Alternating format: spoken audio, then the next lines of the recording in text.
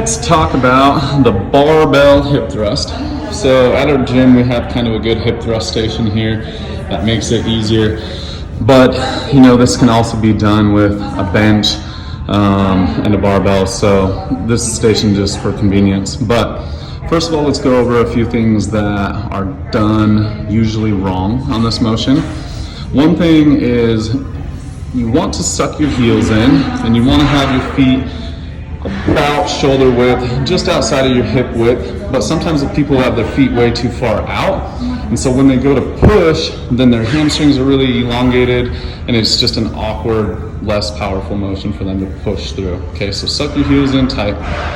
You know, when you're up in extension, then you're looking kind of like a 90 degrees, so go up, ending about that 90 degree position.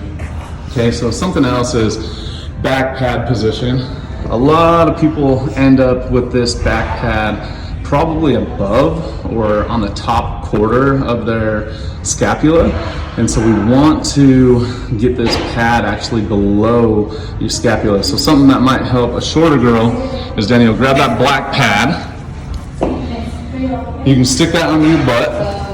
Okay, so something like this is going to help her get in a better back position so that the pad is where we want it. And we want it on the lower quadrant of her scapula, maybe even a little below it. Okay, so another mistake, we see people in an effort to get full extension of their hips, they'll throw their heads back and really push up like that. So they end up looking at the ceiling, they end up having their ribs high in the air, their abs are really extended, and this is just not an efficient way to do the movement. So what we want to have Danielle do is pick a spot on the wall, maybe, you know, if there is a wall in your situation, but pick a spot to look forward to and up.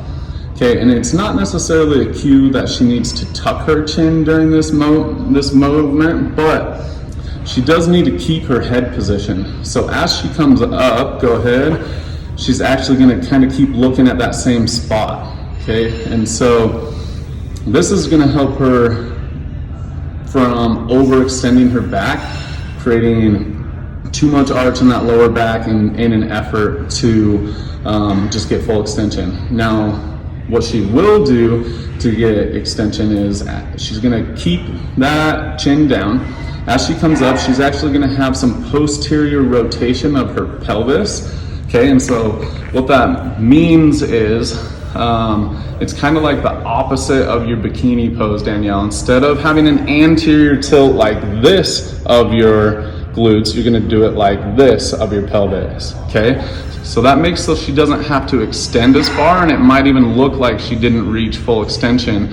But because she's using more glutes and implementing that posterior tilt, then she's going to achieve full glute extension sooner. Okay, so main cues: feet pushing through your heels. Don't get to your toes when you get tired. Okay, back position, mid to low scapula. Head position, you're going to look forward and maintain it the whole time. And then as you push up with your butt, you're going to rotate your pelvis like this so that you reach glute contraction sooner. So let's see that in the air first. Good.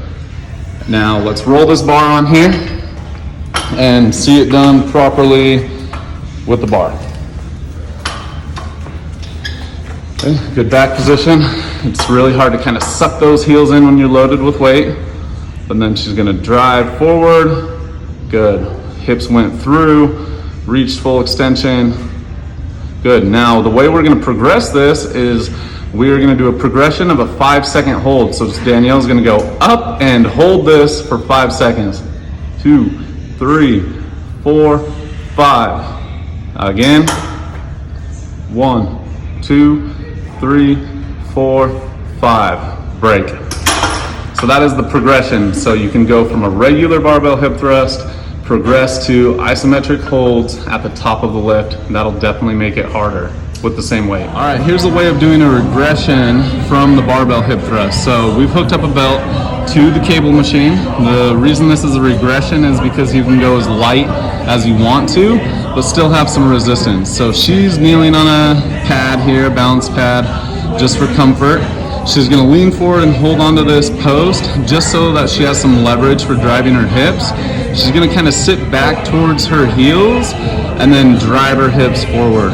So she's still getting that kind of anterior posterior rotation going on during this motion, still working the glutes, still kind of originating the force from the same position, but she can go much lighter, and this would be great for a beginner that is new to hip thrust motions, that needs to start very lightweight and kind of just develop mind muscle connection with their glutes.